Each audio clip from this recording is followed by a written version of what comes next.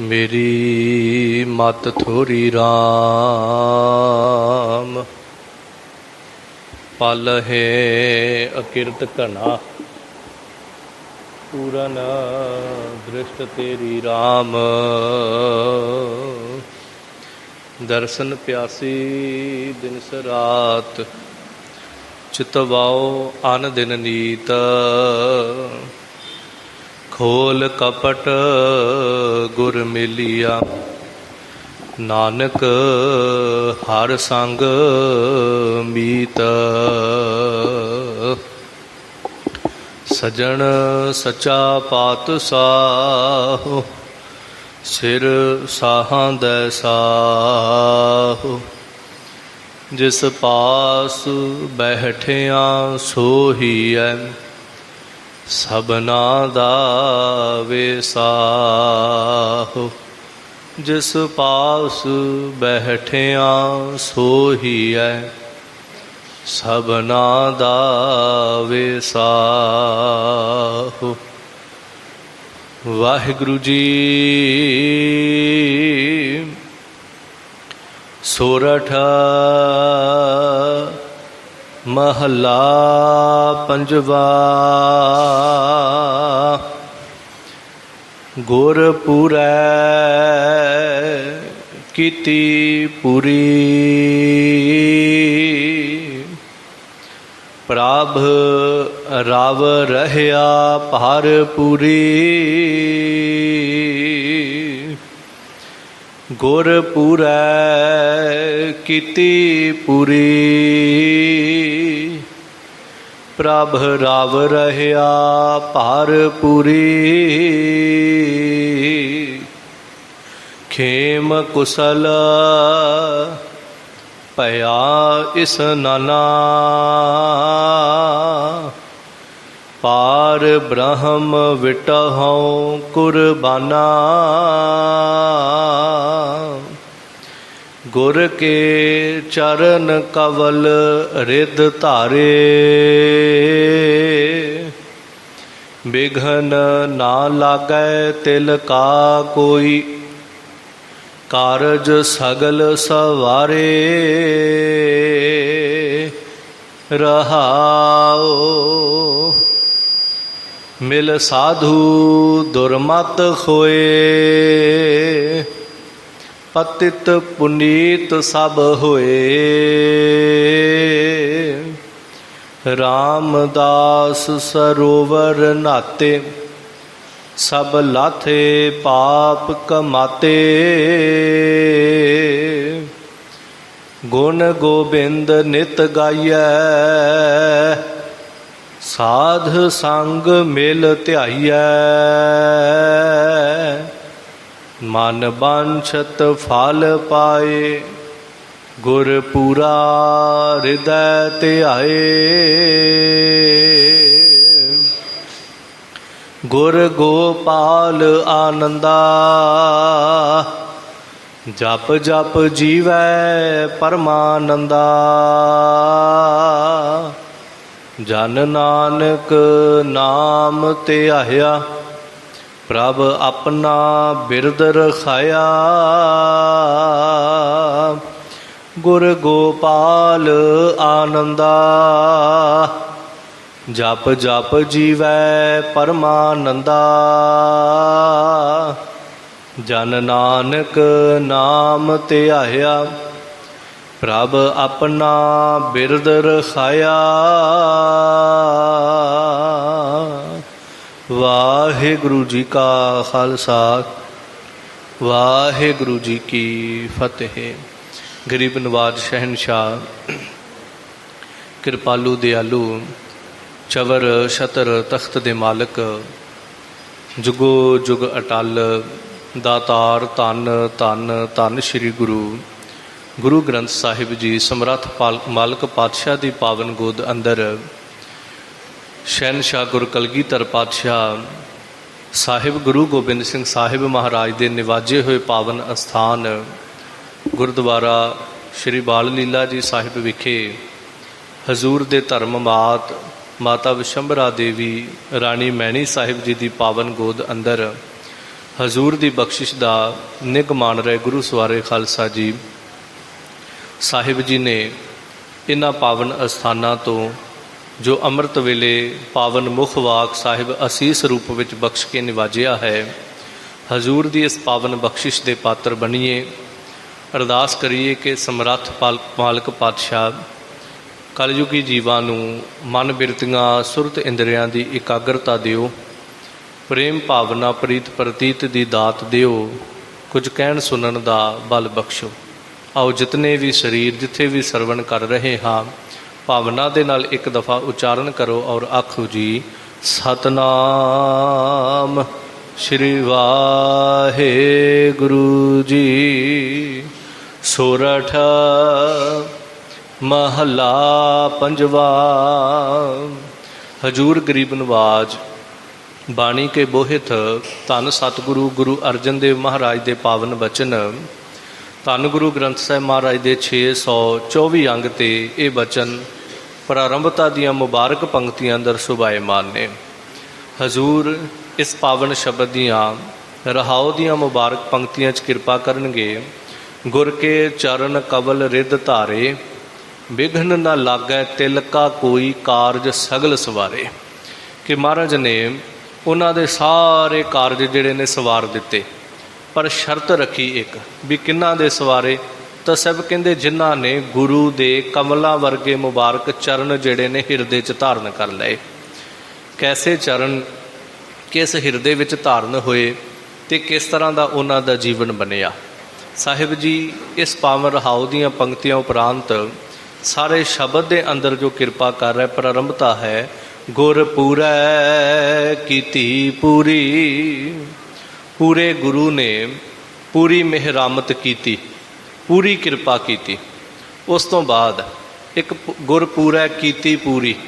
ਪੂਰੇ ਗੁਰੂ ਨੇ ਜ਼ਿੰਦਗੀ ਦੇ ਅੰਦਰ ਪੂਰੀ ਜਿਹੜੀ ਘਾਲ ਕਮਾਈ ਹੈ ਸੋ ਕੀਤੀ ਹੈ।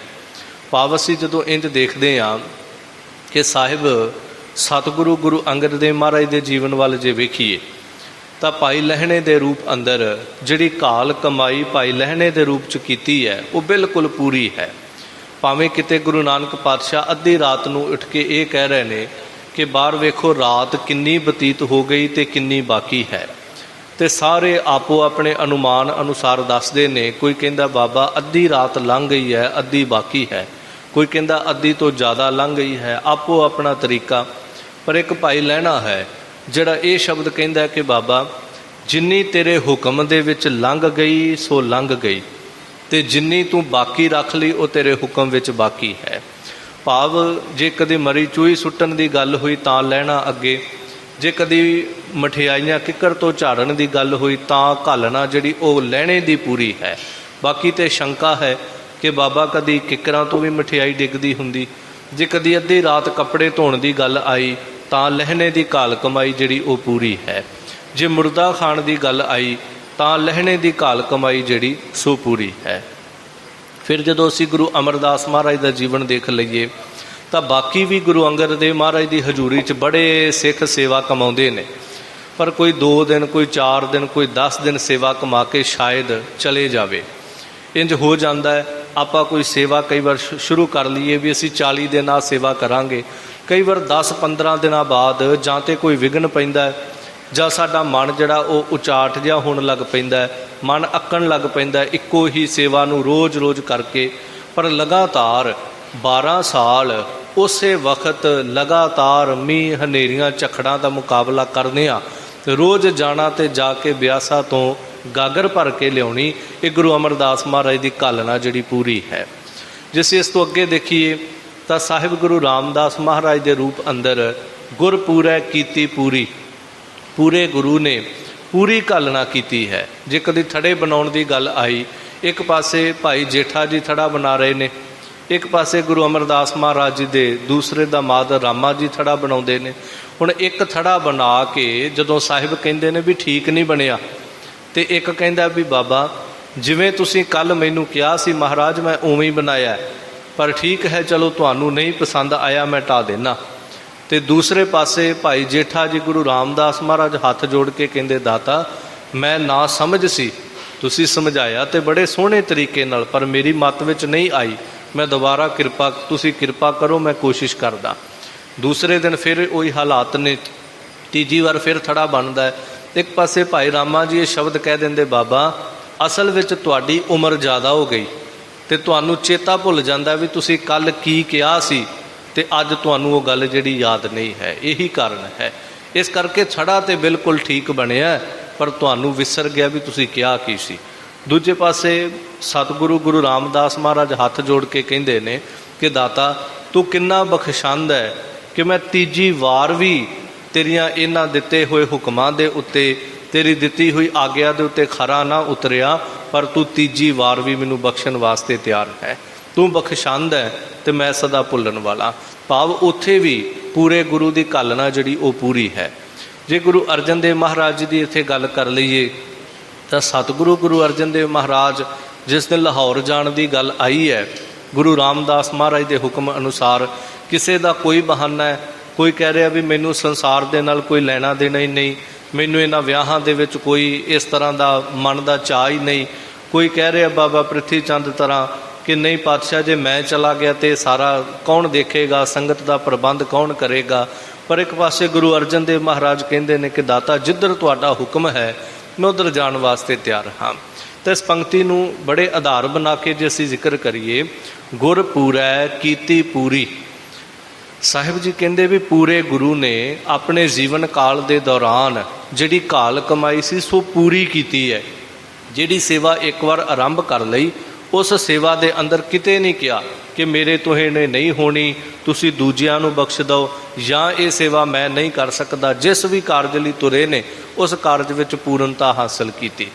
फिर इहदा तीजा भी एक अर्थ होवेगा, गुर पूरै कीती पूरी, कि पूरे गुरु की कृपा नाल सिख ने जिहड़ी जीवन विच घालना कमाई है, जिस दे उत्ते गुरु की कृपा गुरु का तरस वरत गया, उस सिख ने भी कमाई जिहड़ी है वो पूरी की है। अगे साहिब कृपा करदे, प्रभ रव रहिया भार पूरी। दोवां अर्थां विच जे गल करां तो फिर तो अर्थ प्रारंभ हो जाएगा। बड़े अर्थ ने इहदे कि पूरे गुरु ने अपनी जिहड़ी सारे संसार दे उत्ते कृपा वरताई है, ये सारे पासे उन्हें पूरी कृपा वरताई है। कोई संसार का कोना ऐसा नहीं, जिवें सूरज चढ़दा है तो सारे पासे ही चानना है, तो जे सूरज नहीं चढ़ता तो सारे पासे हनेरा भी किसी नाल वितकरा नहीं करता। सो गुरु ने सारे संसार उत्ते अपनी कृपा वरताई। ये नहीं कि उन्हें किसी खास स्टेट के लोगों नूं वखरा कुछ दिता होवे, किसी खास देश के लोगों नूं वखरा दिता होवे। आत्मा उन्हें सारियां दे विच एक ही पाई है। ठीक है, सुख साधन मनुखां दे कोल वख-वख हो सकते हैं, आत्मा सारियां दे अंदर उन्हें एक ही पाई है। जिहड़े पंज तत्तां दी असीं गल करदे आ, वो भावें अमेरिका का मनुख होवे ते भावें भारत का, पंज तत्त सारियां दे इक्को जी होणगे। जे असीं पंज वकारां दी गल करांगे तो वकार भी सारियां दे शरीर विच इक्को जे होणगे। ठीक है, उन्हां नूं भोगण दा तरीका जां उन्हां ते कंट्रोल करन दा तरीका सारियां दा वख-वख हो सकदा है। सो इस तरह पूरे गुरु ने अपनी जिहड़ी मेहरामत है वो भी संसार दे उत्ते पूरी वरताई है। तो मैं जिक्र कर रहा सी, जिहदे उत्ते गुरु कृपा कर दिंदा है उस सिख ने भी जिंदगी विच हुक्म मनण वाली कमाई जिहड़ी वो पूरी कीती है। जिस तरह असीं देख लईए, साहिब गुरु गोबिंद सिंह साहिब महाराज दे कोल हुण ये खबर पहुँचती है कि महाराज जी इस किले का दरवाज़ा तोड़न वास्ते पहाड़ियां ने एक हाथी जिहड़ा उहनूं शराब पिया के ਉਹਦੇ मत्थे ਦੇ नाल तवियां बन के तो उन्होंने बहुत ज़्यादा तैयार करके इस दरवाजे नूं तोड़न भन्नण वास्ते हला हला करते आ रहे हैं। तो साहिब पातशाह तो उठ के कहते जे उन्हां कोल हाथी है तो साडे कोल भी हाथी हैगा।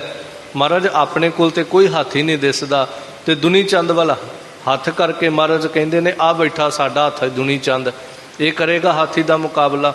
उठ के कहता भी महाराज कमाल हो गई, बंदे दा बंदे नाल मुकाबला हुंदा होवे ते वेखण वाली गल है, सुनन च भी आउंदा है, पर हाथी नाल बंदे दा मुकाबला की है। आखिर भज गया। जदों असीं इतिहास की घटना लंबेरी देखांगे, उस वक्त महाराज जी भाई बचित्र सिंह साहब नूं हुक्म करते हैं। हुण हुक्म तो इक्को ही है, तो गुरु गोबिंद सिंह साहब महाराज भी उही ने, ना गुरु बदलिया तो ना हुक्म बदलिया। पर एक पासे हुक्म नूं मन्नण दी गल आउंदी पई है, जिन्हों भगत कबीर साहिब जी कहते, कबीर साचा सतगुर क्या कर है जो सिखा मह चूक, अंधे एक ना लागई ज्यों बांस वजाई है फूक। कि पूरा गुरु भी उत्थे की कर सकता है। जे सिख दे विच ही कोई कमी होवेगी तो जिस तरह बांसुरी दे विच जां बांस दे विच तुसीं फूक मारो, एक पासे तो फूक मारो, एक सैकंड भी उहदे विच खड़दी नहीं, अगले पासे निकल जाती है। जे गुरु के उपदेश नूं कच्चा सिख जिहड़ा वो कमाएगा नहीं, पूरी घालना नहीं करेगा, उत्थे गुरु का भी कोई कसूर नहीं है। हुण गुरु गोबिंद सिंह साहिब महाराज भी उही ते उपदेश भी उही, पर एक सिख भज जांदा, दौड़ जांदा है, ते एक सिख जिहड़ा उस हुक्म नूं कमा लैंदा है। जे असीं फिर देखीए महाराज जी दे कोल ऐसे बड़े बड़े सिख आउंदे ने, एक कमा लैंदा, दूजा उस उपदेश नूं छड्ड दिंदा है। तो साहिब कहंदे गुरपूरै कीती पूरी, प्रभ राव रहिया भर पूरी।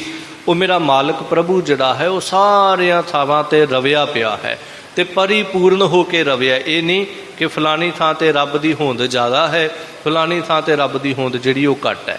जिथे भी कोई उन्होंने आराधदा है, किते भी कोई बैठा, भावें उन्होंने घर दे विच बह के कोई याद करदा है, भावें गुरु दे घर विच बह के कोई याद करदा है, भावें कोई एकांत विच बह के याद करदा है।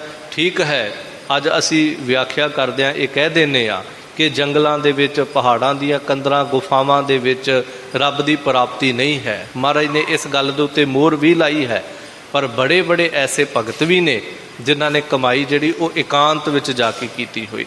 क्योंकि महाराज दा उपदेश जिहड़ा है ना, वो ये नहीं कि सारिਆਂ ਨੂੰ ਅਸੀਂ ਇੱਕੋ रस्से बन दईए। कुछ ऐसे लोग सीगे जिन्हां ने एक दावा करता कि रब केवल जंगलों के विच ही मिलता है। उन्हां दा महाराज ने भरम गढ़ तोड़दियां होया कहा भी तुसीं भुलेखे दे विच हो, परमेश्वर जिहड़ा वो सारियां थावां दे उत्ते है।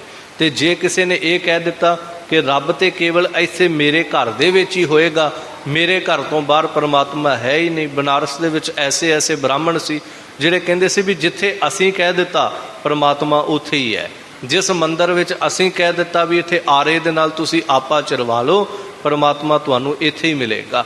उन्हां ने दावा कर दिता कि रब भगवान जिहड़ा वो तो सिर्फ कांछी दे विच ही है, बनारस विच है। जिहड़ा बनारस विच मरेगा वो मुक्त हो जाएगा, तो जिहड़ा किसी होर धरती ते मगहर आदिक धरती ते जाके मरेगा गधे की जून विच पएगा। तो हुण भगत साहब जी उन्हां दा भी भरमगढ़ तोड़ के कहिंदे ने भी तुसीं इस भुलेखे दे विच हो। एक बंदा कह रहा भी रब केवल बनारस विच वसदा है, तो भगत जी कहंदे नहीं, मैं मगहर की धरती ते प्राण छड्डदा, कोई मैनूं गधे की जून च नहीं पा सकदा। क्यों? क्योंकि तुहाडे अंदरले कर्म, तुहाडी कमाई ने यह डिसीजन लेना, फैसला करना है। जिन्हों गुरु नानक पातशाह कहते करमी आपो अपनी के नेड़े के दूर। ये धरती नाल असर नहीं होएगा बहुता। तो मैं जिक्र करा प्रभ रव रहिया भर पूरी। वो मेरा परमेश्वर जिहड़ा सारियां थावां ते परिपूर्ण हो करके सर्वत्र व्यापक है। जिन्हों असी बाणी अंदर इंज बचन पढ़ते हैं, आद पूर्ण मध पूर्ण अंत पूर्ण परमेश्वर है। सिमरंत संत सरबत्र रमन नानक अघनासन जगदीश्वर है। जिन्हों हजूर पातशाह इंज कहते भी वो सारियां थावां ते इस सृष्टि दे आद, सृष्टि दे मध, सृष्टि दे अंत पर्यंत सारियां थावां ते परमेश्वर जिहड़ा वो परिपूर्ण है। तो सब कहते ऐसे परिपूर्ण परमेश्वर ने किस तरह परिपूर्ण है। इतिहास की एक घटना जे देखिए तो साहिब गुरु नानक पातशाह जी शरीर करके आराम कर रहे ने, ते हजूर दे मात तृप्ता जी घर की दासी नूं कहंदे ने जा नानक नूं उठा, तो उन्होंने कह भी उठ के प्रशादा छक ला। तो वह गई, उन्हें जाके देखा कि साहिब गुरु नानक पातशाह जी आराम करते हैं। एक दफ़ा कोल खड़ी रही, मन कहता भी वापस चली जावां। फिर मन दे विच सवाल जवाब आने शुरू हो गए भी माँ ने भेजा भी उठा के लिया, हुण उठावां किवें? क्योंकि कभी भी अपने तो वड्डे सियाणे दाने पुरख उम्र करके गुण करके अहुदे करके जिहड़े वड्डे हुंदे ने उन्होंने कभी भी सिर वाले पासों जाके आवाज़ नहीं दी जाती। ये पुराने संस्कार होंदे सीगे। हुण चरनां वाले पासे खड़ी हो गई तो महाराज जी के चरण का अंगूठा जिहड़ा सी वो किते जिहड़ी चादर महाराज ने लई उहदे तो बाहर है। मन की भावना बनती है कि वैसे तो पता नहीं कभी गुरु नानक दे चरण छूहण का सुभाग मिले या ना मिले, चलो ये मौका मिलिया है। गुरु नानक आराम कर रहे ने, कोल भी कोई नहीं, उन्हें महाराज जी का चरण जिहड़ा सी उहनूं चुम लिया। इतिहास लिखता है उन्हें महाराज जी के चरणों का अंगूठा जिहड़ा सी वो भी मुख विच लिया। वापस गई तो जाके माँ नूं दसदी कि माँ गुरु नानक पातशाह जी तो इत्थे है ही नहीं गए। ਉਹ ਤੇ ਸੰਗਲਾ ਦੀਪ ਕਿਸੇ ਦੂਰ ਥਾਂ ਦੇ ਉੱਤੇ ਸਮੁੰਦਰਾਂ ਵਿੱਚ ਆਪਣੇ ਸਿੱਖਾਂ ਦੇ ਬੇੜੇ ਜਿਹੜੇ ਨੇ ਉਹ ਬੰਨੇ ਲਾ ਰਹੇ ਨੇ। ਮਾਂ ਉਹ ਤੇ ਇੱਥੇ ਹੈ ਹੀ ਨਹੀਂ ਹੈ। ਤੇ ਮਾਂ ਹੈਰਾਨ ਹੋ ਕੇ ਪੁੱਛਦੀ ਹੈ ਵੀ ਇਹਨੂੰ ਹੋ ਕੀ ਗਿਆ। ਆਖਰ ਮਾਂ ਉਠਾਉਣ ਜਾਂਦੀ ਤੇ ਗੁਰੂ ਨਾਨਕ ਪਾਤਸ਼ਾਹ ਉੱਠਦੇ ਨੇ। ਮੁੱਕਦੀ ਗੱਲ, ਗੁਰੂ ਨਾਨਕ ਸਾਹਿਬ ਨੂੰ ਮਾਂ ਨੇ ਇਹ ਸ਼ਬਦ ਕਿਹਾ ਸੀ, ਪੁੱਤ ਕੈਸੀਆਂ ਖੇਡਾਂ ਨੇ। ਪਹਿਲਾਂ ਤੇ ਆਮ ਲੋਕ ਹੀ ਮਜ਼ਾਕ ਕਰਦੇ ਸੀ, ਪਰ ਹੁਣ ਤੇ ਘਰ ਦੀਆਂ ਨੌਕਰਾਣੀਆਂ, ਘਰ ਦੀਆਂ ਦਾਸੀਆਂ ਵੀ ਮਜ਼ਾਕ ਕਰਨ ਲੱਗ ਪਈਆਂ ਨੇ। ਉਹ ਵੀ ਇਸ ਤਰ੍ਹਾਂ ਦੇ ਬੋਲ ਬੋਲਣ ਲੱਗ ਪਈਆਂ ਕਿ ਨਾਨਕ ਤੇ ਇੱਥੇ ਹੈ ਹੀ ਨਹੀਂ, ਉਹ ਤੇ ਕਿਸੇ ਦੇ ਬੇੜੇ ਬੰਨੇ ਲਾਉਂਦਾ ਪਿਆ। ਤਾਂ ਮਹਾਰਾਜ ਨੇ ਫਿਰ ਪਿਆਰ ਵਿੱਚ ਆ ਕੇ ਬਚਨ ਕਿਹਾ ਸੀ, ਮਾਂ ਇਹ ਤੇ ਝੱਲੀ ਹੈ ਤੇ ਕਮਲੀ ਹੈ।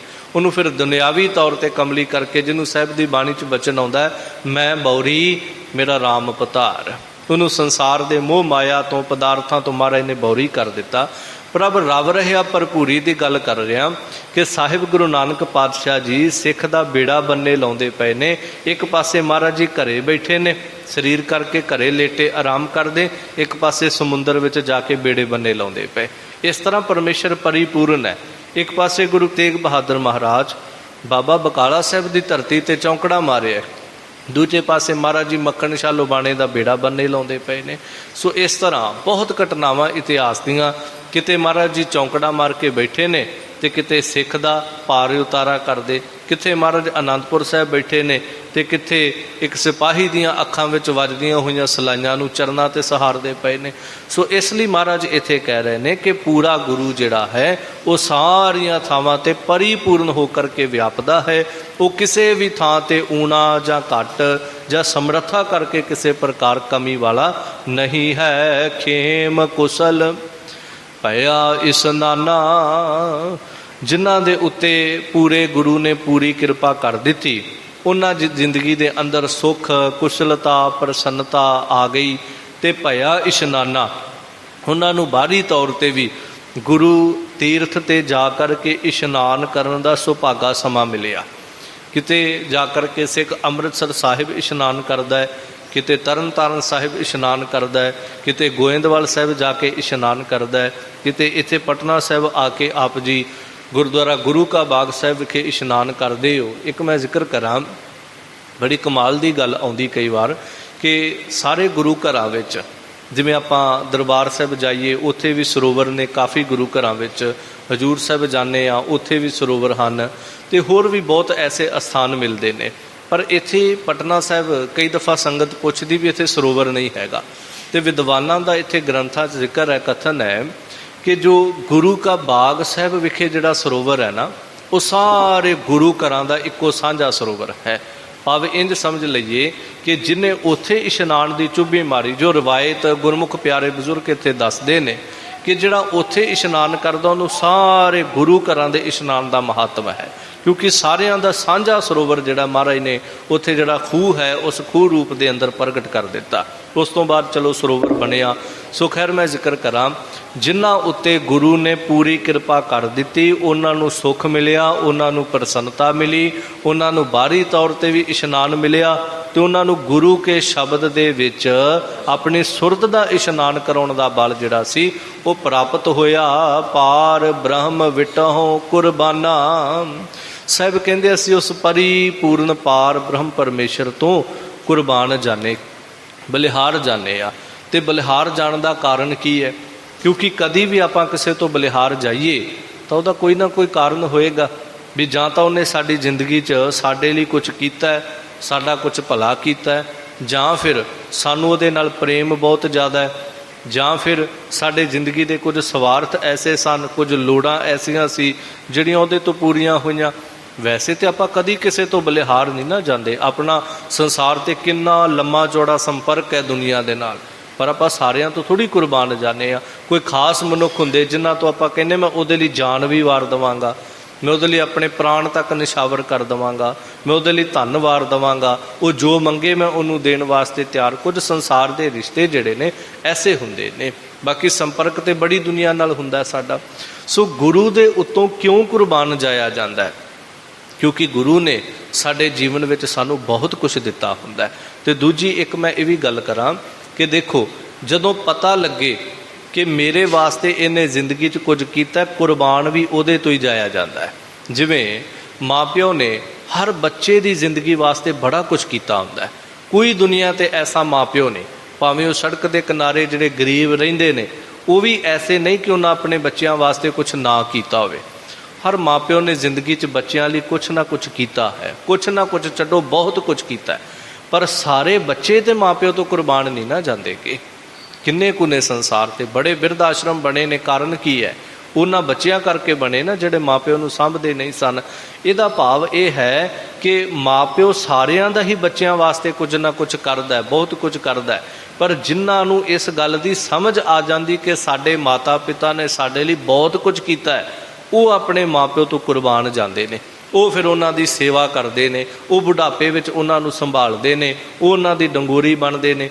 इस तरह गुरु तो सारियां वास्ते ही बहुत कुछ करता है। जिवें गुरमुख प्यारे कीर्तन च हुणे शब्द पढ़ के गए कि सतगुर सबना दा भला मनाएंदा। गुरु तो सारियां दा ही भला मंगदा ना, गुरु तो सारियां दा ही भला करदा है। गुरु क्यों किसी का बुरा करेगा। पर जदों सानू जीवन च समझ आउंदी है कि गुरु ने मेरे वास्ते बहुत कुछ किया है, परमात्मा ने मैनू बहुत कुछ दिता है, असी उदों ही परमात्मा तो कुर्बान जाने आ। नहीं तो असी कहने रब ने मेरे लिए की किया, रब ने मैनू की दिता, परमात्मा ने मेरा की सवारिया, असी नहीं कुर्बान जा पाते। तो इस अर्थ अंदर जिन्हां उत्ते पूरे गुरु की कृपा हुई उन्होंने इस गल की समझ आ गई कि शरीर परमात्मा ने दिता, श्वास परमात्मा ने दिते, ये परिवार परमात्मा ने दिता, आ अरोग काया परमात्मा ने दिती। जिन्होंने फिर समझ आ जाती वो फिर पार ब्रह्म विटहों कुर्बाना, वो पूरे गुरु तो फिर सदा बलिहार ते सदा कुर्बान जाते हैं। गुर के चरण कवल रिद धारे, वो फिर की करते ने, गुरु दे कमलों वर्गे मुबारक चरण जिहड़े ने उन्होंने हिरदे च धारण कर लेंदे ने। इनू असी जदों बाहरी अर्थ अंदर देखांगे तो बड़े बड़े गुरसिख, जिवें मैं संगलादीप के राजे शिवनाब का भी जिक्र किया, वो भी साहिब गुरु नानक देव पातशाह जी के मुबारक चरण जिहड़े ने उन्होंने अपने हिरदे विच धारण करके बैठा है। रोज़ आराधदा गुरु नानक पातशाह जी नूं भी अज भी आउणगे, कल आउणगे, आउणगे महाराज जी एक ना एक दिन आउणगे। वो महाराज के प्रतख तौर पर चरणों का ध्यान करके बैठा है। जदों असीं सासाराम जाने हाँ तो साहिब गुरु तेग बहादुर महाराज जदों पंजाब तो इधर पूर्व वाले पासे नूं आ रहे ने तो चाचा फग्गू मल वो दिन रात चौंकड़ा मार के हजूर गुरु तेग बहादुर महाराज की याद अंदर जुड़िया। जदों आप जी गुरुद्वारा गाय घाट साहिब दर्शन करते हो तो देखो असीं तां जिंदगी अंदर ना जदों किते गाय घाट साहिब जाइए ना मन विच एक ख्याल आउंदा हुंदा साडे कई बार भी देखो अज दे सिख दे अंदर महीने का भी सबर नहीं हैगा। जे सानू परमात्मा ने कहा भी तुहानू महीने बाद रब की प्राप्ति हो जाएगी, मैं कहना असीं महीना सबर नहीं कर पावांगे। असीं 2 दिन नितनेम कर लिए सानू लगदा सानू प्राप्ति कुछ नहीं हो रहीगी। पर इस घर दे अंदर ना उड़ीक बड़ी लंबी है, ये बड़ी वड्डी गल है। पर साडे तो मैं कई बार सोचदा भी जे अज दा समा है तो अज दे समय विच साडे तो एक दिन भी उड़ीक नहीं हुंदी भी मैं अज बाणी पढ़ी, मैं अरदास कीती, शाम तक मेरा काम ही नहीं होयागा, जो मैं चाहुंदा सी मैनूं मिलिया ही नहीं।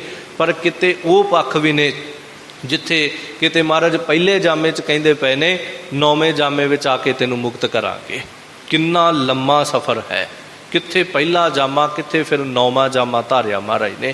किते महाराज जी मूले खत्तरी नूं कह रहे ने कोई गल नहीं 10वें जामे च उधार करांगे। किन्नी लम्मी उड़ीक है। किते महाराज पीर बुद्धू शाह नूं कहिंदे पे ने भी हाँ नवाजांगे अगे चल के। महाराज ने बड़े बड़े उड़ीकां दे समय जिहड़े सी सिखां नूं दिते, पर कुर्बान जाइए उन्हां सिखां तो जिन्हां ने कई कई जामे महाराज की उड़ीक दे विच बतीत कर दिते। महाराज आउणगे तां साहिब इत्थे यही कहिंदे ने इस उड़ीक दे विच गुजरदियां होया उन्होंने महाराज के कमलों वर्गे चरण जिहड़े सी अपने हिरदे च धारण किए। जगत सेठ मल वो रोज़ महाराज जी के मुबारक चरणों का ध्यान करके बैठा है। तो इत्थे भाव कि गुरु के कमलों वर्गे मुबारक चरण है। हालांकि कमल के अंदर अवगुण बहुत ने, पर कमल के अंदर कुछ गुण ने। एक तो वह सॉफ्ट कोमल बहुत ज़्यादा है, उहदे विच सुगंधी बहुत है, वो सूरज नूं वेख के खिड़दा है। पर जे असीं उहदे सारे पक्ष नूं वेखीए तो उहदे च अवगुण भी ने, क्योंकि जिहड़ा भौरा उहदे तो कुर्बान हुंदा उसे नूं ही मार के रख दिंदा है। कमल चिक्कड़ तो बिना किते पैदा ही नहीं हो सकता। कमल समय के मुताबिक खिड़दा है तो समय के मुताबिक मुरझा जाता है।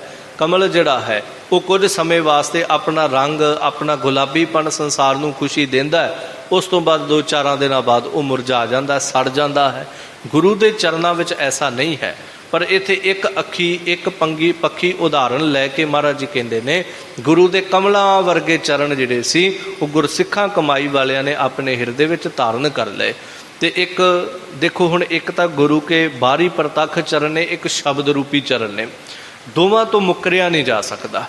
क्योंकि हुण कई ये भी कहिंदे कि नहीं केवल शब्द रूपी चरण की ही महाराज ने गल की है। तो देखो साहिब की बाणी अंदर एक वचन आउंदा है, गुर के चरण धोए धोए पीवा, कि मैं गुरु के मुबारक चरण कमल जिहड़े उन्हां नूं धो धो के पीवां। तो हुण शब्द नूं ते कोई धो के नहीं ना पी सकदा। भी मता कोई कवे मैं बाणी का एक शब्द लै लवां उन्हूं चंगी तरह पानी च धो के पी लिया करा, ये तो हुण बाहरी चरणां ते उदाहरण टुकेगी ना कि गुर के चरण धोए धोए पीवा, कि मैं गुरु के मुबारक चरण जिहड़े उन्हां नूं धो के पी लवां। सो खैर महाराज कहंदे जिन्हां ने कमलां वर्गे चरण गुरु दे हिरदे च धारण कर लए उन्हां नूं प्राप्ति की होई, बिघन ना लागै तिल का कोई, कारज सगल सवारे। उन्हां नूं तिल मात्र जिन्ना भी उन्हां दी जिंदगी च कोई विघन नहीं आउंदा।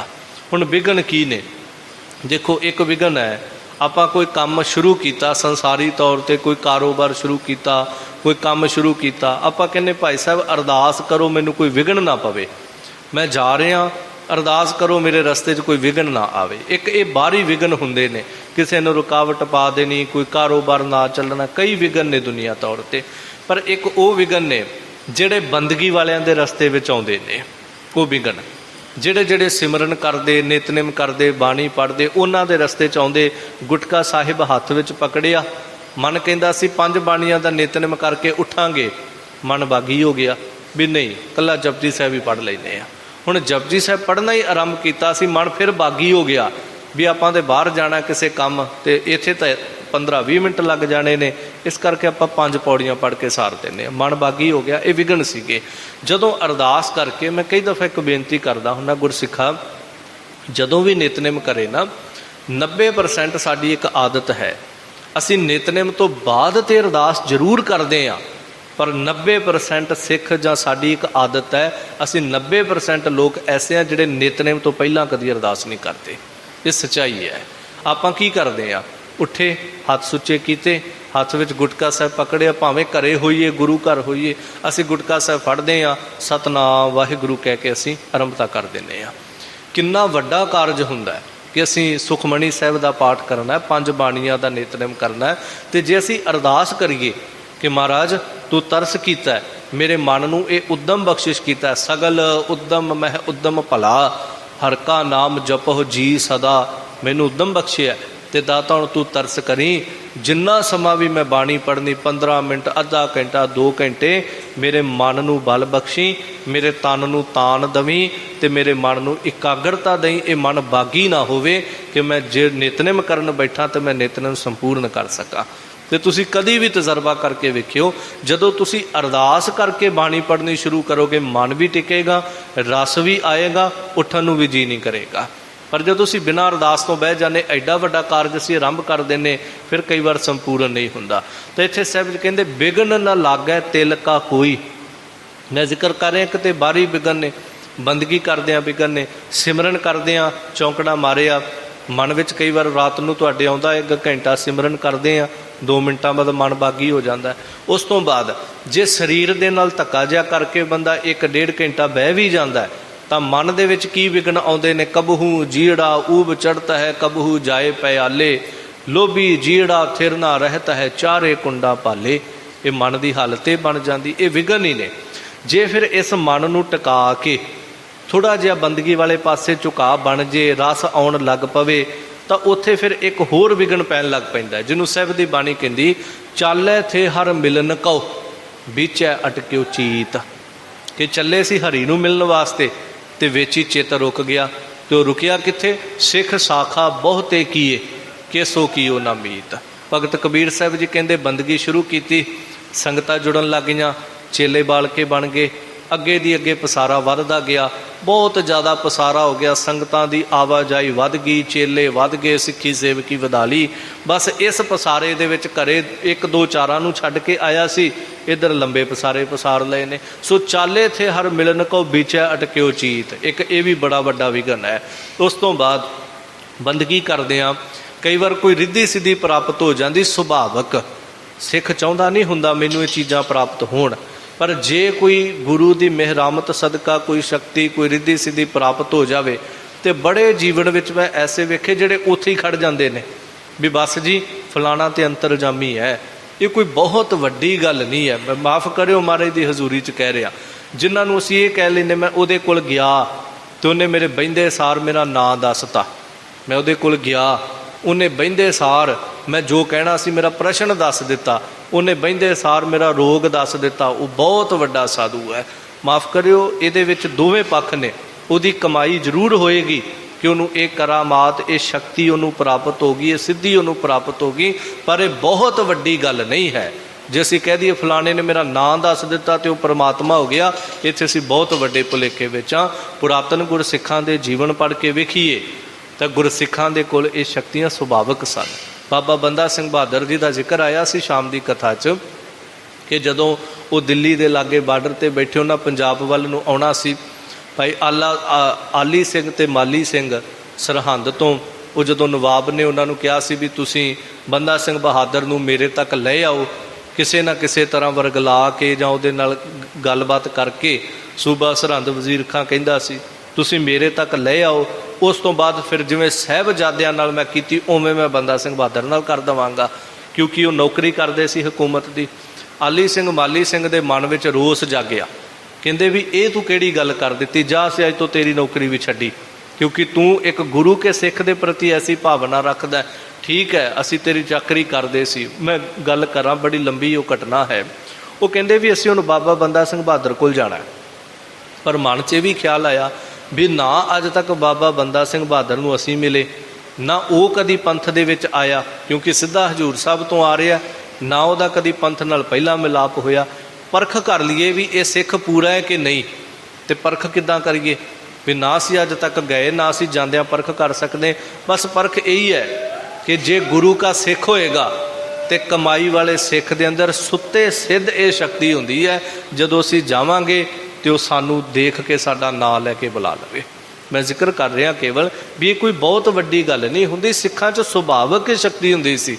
ते आली सिंह ते माली सिंह जदों बाबा बंदा सिंह बहादुर दे नेड़े गए, पहली वार उन्होंने मिलना सी बाबे बंदे बहादुर नूं, ते पहली वार उन्होंने उस मुहिम विच शामिल होना सी। दूरों देख के बाबा बंदा सिंह बहादुर हस के कहन लगा भी आओ मर्जी वड़ियो, आली सिंह ते माली सिंह मैनू गुरु गोबिंद सिंह महाराज ने बहुत कुछ दिता, पर परखां नहीं जे करी दियां हुंदियां। कहने का भाव यह है कि ये शक्तियां तो सुत्ते सिद्ध सिखां कोल आ जांदियां ने, पर जे असीं कह दईए भी उन्हें नां दस दिता तो फलाना बड़ा वड्डा महात्मा हो गया, नहीं, ये तो चाले थे हर मिलन को बीचे अटक्यो चीत वाली कहानी हो जाती। तो साहब कहते जिहड़ा बंदगी करन लग पवे ना उहदे ते आश्रित हो जावे, उन्होंने फिर इस तरह का कोई भी ना मन करके कोई विघन पैंदा है, ना हंकार का विघन पैंदा है, ना क्रोध का विघन पैंदा है, ना लोभ का विघन पैंदा है। देखो मैं एक होर जिक्र करा, वैसे तो शब्द की बहुत डूंगी व्याख्या हो जाती है। कहने का भाव जदों तुसीं बंदगी करते हो ना, साडे अंदर क्रोध आउंदा है। ये बहुत लोगों नाल ऐसा होएगा, जिन्हें भी आप सुन रहे हैं बड़े ऐसे होणगे। आप कहने होने ये जदों तो बाणी पढ़न लगे ना, गुस्सा बड़ा आउंदा है, ये क्रोध बड़ा आउंदा है। इसका भी एक बहुत वड्डा कारण है, क्योंकि बाणी ने जिस पासे नूं साडा ध्यान है जां जो गुण साडे विच अधिक है, बाणी ने उस गुण दे जिस चीज़ ते साडा ध्यान केंद्रित ज़्यादा है उस पक्ष नूं वधा देना हुंदा है। इनू थोड़ा जिहा समझण लई एकाग्रता चाहिदी हुंदी। कई बार जे साडे अंदर क्रोध ते साडा ध्यान ज़्यादा है ना, तो बाणी पढ़द्या पढ़द्या उस चीज़ की साडे अंदर वृद्धि हो जाती है, वध जाती है। सो इस तरह बाणी पढ़द्या सिमरन करद्या जिस चीज़ नूं असीं खत्म करना है उस चीज़ उत्ते कभी भी ध्यान नहीं लिजाना चाहिए। ये बड़ी वखरी जी गल है। जिवें डॉक्टर कहिंदे ने जे तुसीं ठीक होना है तो तुसीं अपनी बीमारी ते ध्यान ना दो। उन्होंने पूछो भी फिर असीं ठीक किवें होवांगे, वो कहिंदे भी तुसीं नॉर्मल रहो, सोचो ना भी मैं बीमार हाँ, तो जे तुसीं सोची जाओगे भी मैं बीमार हाँ, मैं बीमार हाँ, मैं इस करके दवाई खा रहा, मैं बीमार हाँ, मैं इस करके दवाई खा रहा, मैं बीमार हाँ, तुसीं जिन्नी मर्जी मैडिसिन ले लो तुसीं ठीक नहीं हो सकते। क्योंकि चंगा भला बंदा भी जदों ये गल सोचन लग पैंदा कि मैं बीमार हाँ, वो बीमार हो जाता है। मैं एक दिन एक किताब पढ़ रहा सी, उहदे एक छोटी जी कहानी आई भी बच्चियां ने मदरसे विच बैठिया ने सलाह कर ली भी अज आपां पढ़ना नहीं, तो कहते भी जो मुला पढ़ाउण आएगा तो फिर उन्होंने मना किद्दां करांगे। उन्होंने आपस च सलाह कर ली भी जो आएगा आपां इंज करना सारिਆਂ ने। हुण मुला पढ़ाउण आया अध्यापक उन्हां दा, वो बैठा, एक बोलिया कहंदा अध्यापक जी तुहाडा चेहरा उतरिया उतरिया जिहा लग रहा, तुसीं ठीक हो? वो कहंदा भी हाँ मैं चंगा भला। थोड़ी कुछ देर बाद दूजा बोलिया नहीं अज तुहाडी आवाज़ भी थोड़ी बैठी बैठी जी लग रही, तुसीं ठीक नहीं लगदे पैगे। इन्नी देर नूं फिर तीजा बोलदा, वो वखरी कोई गल कह दिंदा अज जदों तुसीं आ रहे सी मैं रस्ते च वेख्या तुहाडे कदम जिहड़े सी ना वो लड़खड़ाउंदे जे पए सीगे। वो कहंदा नहीं मैं चंगा भला वां। चौथा फिर बोलिया भी नहीं अज तुहाडीआं अखां दे विच भी पीलापन जिहा दिसदा पिया। पंज सत्तां ने जदों वार वार इंज किहा ना भी तुसीं बीमार लगदे हो, तुसीं बीमार लगदे हो, पंजां सत्तां तो बाद अध्यापक मन गया, कहंदा भी हाँ हैगा मैं थोड़ा जिहा बीमार हैगा वां, इंज करो तुसीं जाओ अज मेरे तो पढ़ाया नहीं जाना। चंगे भले बंदे नूं ना पंज सत्तां ने कह कह के उहनूं बीमार करके रख दिता। ये साडे मन की हालत हुंदी है। सो बाणी पढ़दे आ ना असीं जिस चीज़ नूं अपने अंदरों खत्म करना है असीं उहदे ते कदी ध्यान नहीं लाउणा। भी जे असीं चाहुंदे साडे च क्रोध बड़ा है तो नाले असीं कही जाइए मैं क्रोध नूं खत्म करना, नाले बाणी पढ़ी जे ध्यान क्रोध ते चला गया क्रोध होर वध जाना है, ध्यान काम ते चला गया काम होर वध जाना है। इस करके बाणी पढ़दिआं सुतंत्र होके निष्काम होके चलते जाइए। गुरु नूं सब पता है साडे अंदर किहड़े किहड़े रोग ने अपने आप खत्म करेगा। सो खैर साहिब जी कहंदे ने जिन्हां दे उत्ते पूरे गुरु ने पूरी कृपा कर दी है उन्हां नूं किसी प्रकार का कोई भी विघन नहीं पैंदा। फिर भावें उन्हां दा संसारी कोई काम होवे उस काम दे विच भी जदों अरदास करके तुर पैंदे उन्होंने फतेह हासिल होंदी है। जो बंदगी करन लग पैंदे ने अरदास करके वो घंटियां बदी चौंकड़ा मार के बाणी पढ़ लेंदे। जो सिमरन साधना करन तुरदे ने उन्होंने रिद्धियां सिद्धियां वाला कोई भी विघन आदिक जिहड़ा वो नहीं पैंदा। वो मन दे फुरनियां दा कोई विघन जिहड़ा उन्होंने नहीं पैंदा ते कारज सगल सवारे उन्हां दे सारे कारज जिहड़े वो मालक परमेश्वर फिर आप सवार दिंदा है। कारज की है आपां संसार ते कहने मेरे बड़े काम ने करन वाले, की काम है आ पुत्रां धीआं नूं सैट करना है, उस तो बाद आ करना है, घर बनाउणा है, आ जिंदगी च करना है, ये सारे साडे काम ने।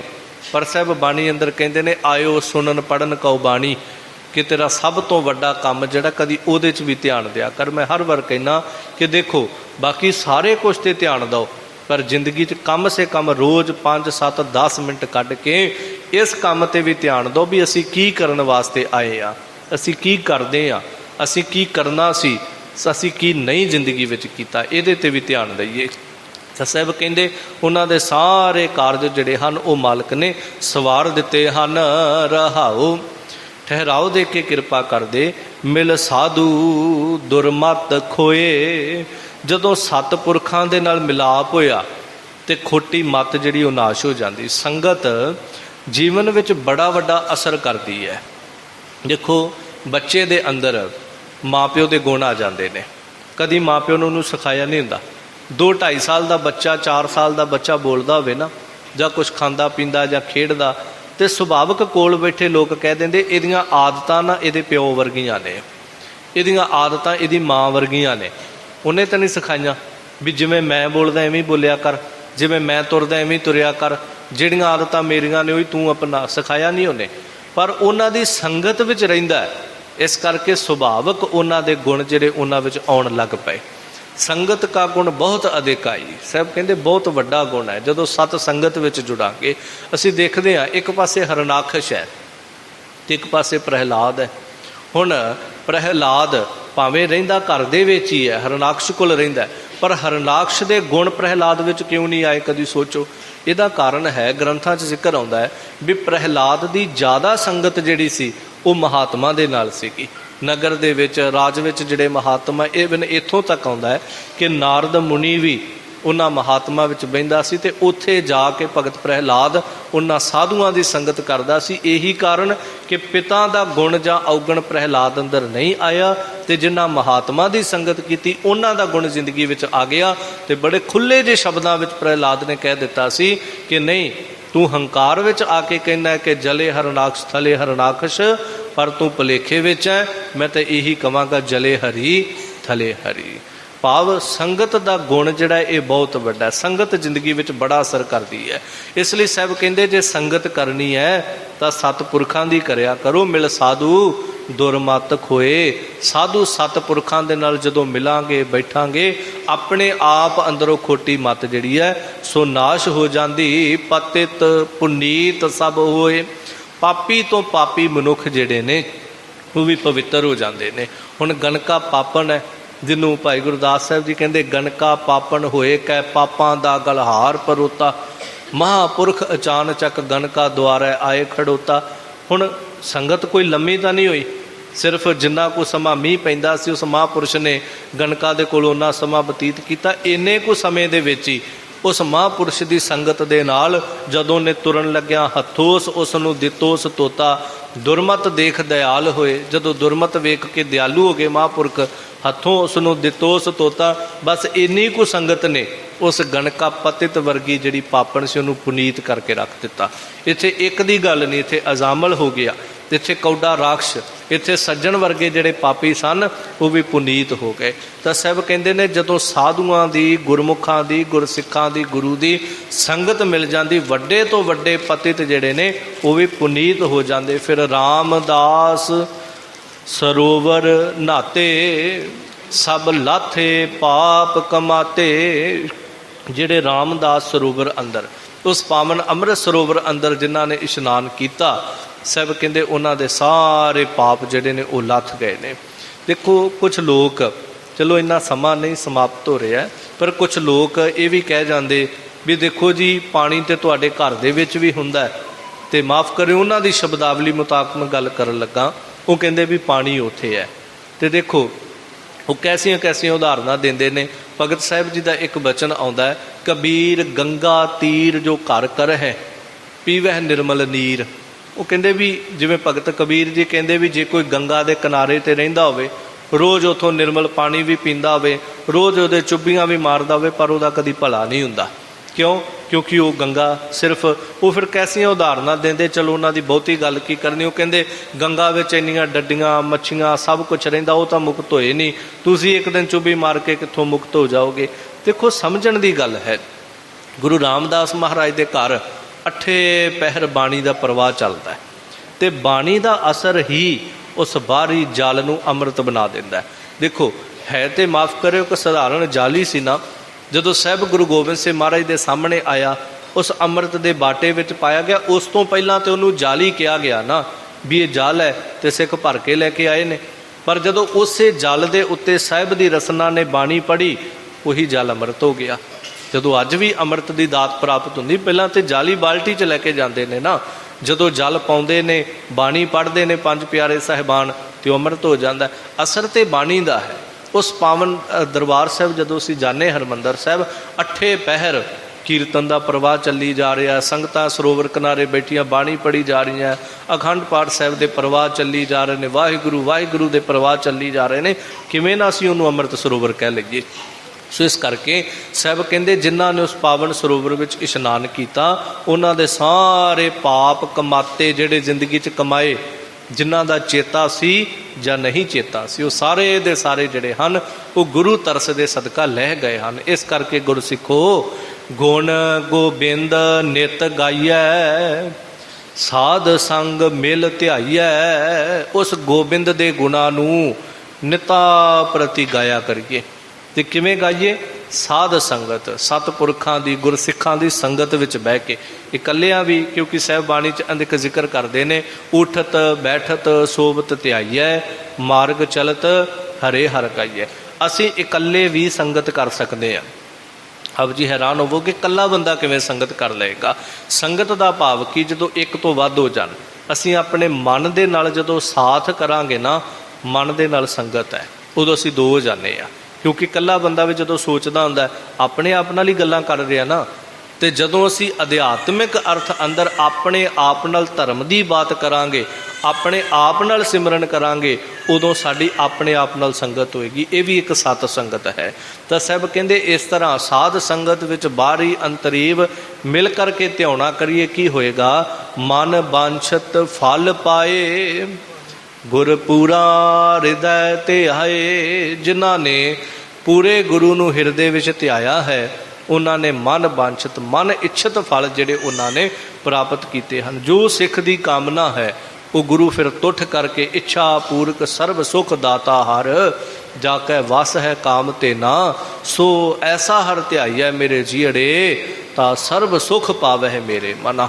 ਤਾਂ ਸਾਹਿਬ ਕਹਿੰਦੇ ਉਹਨਾਂ ਨੇ ਮਨ ਵਾਂਛਿਤ ਫਲ ਜਿਹੜੇ ਪ੍ਰਾਪਤ ਕਰ ਲਏ। ਗੁਰ ਗੋਪਾਲ ਆਨੰਦਾ, ਜਪ ਜਪ ਜੀਵੈ ਪਰਮਾਨੰਦਾ। ਅਖੀਰ ਸਾਹਿਬ ਕਹਿੰਦੇ ਉਹ ਗੋਪਾਲ, ਉਹ ਪ੍ਰਿਥਵੀ ਸ੍ਰਿਸ਼ਟੀ ਦਾ ਪਾਲਣਹਾਰਾ ਗੁਰੂ, ਉਹ ਆਨੰਦਾ ਆਨੰਦ ਦੇਣ ਵਾਲਾ ਆਨੰਦ ਸਰੂਪ ਹੈ। ਤੇ ਜਪ ਜਪ ਜੀਵੈ ਪਰਮਾਨੰਦਾ, ਉਸ ਪਰਮ ਆਨੰਦ ਦੇਣ ਵਾਲੇ ਗੁਰੂ ਨੂੰ ਸਿੱਖ ਜਿਹੜਾ ਉਹ ਜਪ ਜਪ ਕੇ ਜਿਉਂਦਾ। ਆਖਾ ਜੀਵਾ ਵਿਸਰੈ ਮਰ ਜਾਉ, ਉਹ ਇਸ ਅਵਸਥਾ ਵਿੱਚ ਫਿਰ ਪਹੁੰਚ ਜਾਂਦਾ ਹੈ। ਅਖੀਰ ਸਾਹਿਬ ਕਹਿੰਦੇ ਜਨ ਨਾਨਕ ਨਾਮ ਧਿਆਇਆ, ਪ੍ਰਭ ਆਪਣਾ ਬਿਰਦ ਰਖਾਇਆ। ਜਿਨ੍ਹਾਂ ਨੇ ਨਾਮ ਧਿਆਇਆ ਹੈ, ਮਾਲਕ ਨੇ ਫਿਰ ਆਪਣਾ ਸੁਭਾਅ ਜਿਹੜਾ ਉਹ ਪਾਲਿਆ ਹੈ ਕਿ ਹਮਰਾ ਸੁਭਾਉ ਸਦਾ ਸਦ ਭੂਲਣ, ਤੁਮਰਾ ਸੁਭਾਉ ਪਤਿਤ ਉਦਾਹਰਣ, ਕਿ ਤੂੰ ਆਪਣੇ ਸੁਭਾਅ ਦੀ ਪ੍ਰਤਿਪਾਲਨਾ ਕਰਦਾ ਹੈ ਤੇ ਅਸੀਂ ਆਪਣੇ ਮੁਤਾਬਕ ਚੱਲੇ। ਪਰ ਜਿਨ੍ਹਾਂ ਨੇ ਉਹਨੂੰ ਧਿਆਇਆ, ਮਾਲਕ ਨੇ ਫਿਰ ਗੁਣ ਔਗਣ ਗੁਨਾਹ ਉਹਨਾਂ ਦੇ ਕੁਛ ਵੀ ਨਹੀਂ ਵੇਖੇ। ਮਹਾਰਾਜ ਨੇ ਤੁਠ ਕਰਕੇ ਫਿਰ ਉਹਨਾਂ ਨੂੰ ਗੱਲ ਵਕੜੀ ਲਿਆ ਤੇ ਉਹਨਾਂ ਦਾ ਉਧਾਰ ਜਿਹੜਾ ਸੀ ਪਾਤਸ਼ਾਹ ਜੀ ਨੇ ਕਰ ਦਿੱਤਾ। ਇਹ ਮਹਾਰਾਜ ਸਾਹਿਬ ਜੀ ਨੇ ਅੱਜ ਦੇ ਇਸ ਪਾਵਨ ਸ਼ਬਦ ਸਮਝਾਇਆ ਕਿ ਗੁਰ ਕੇ ਚਰਨ ਕਵਲ ਰਿੱਧ ਧਾਰੇ, ਬਿਗਨ ਨ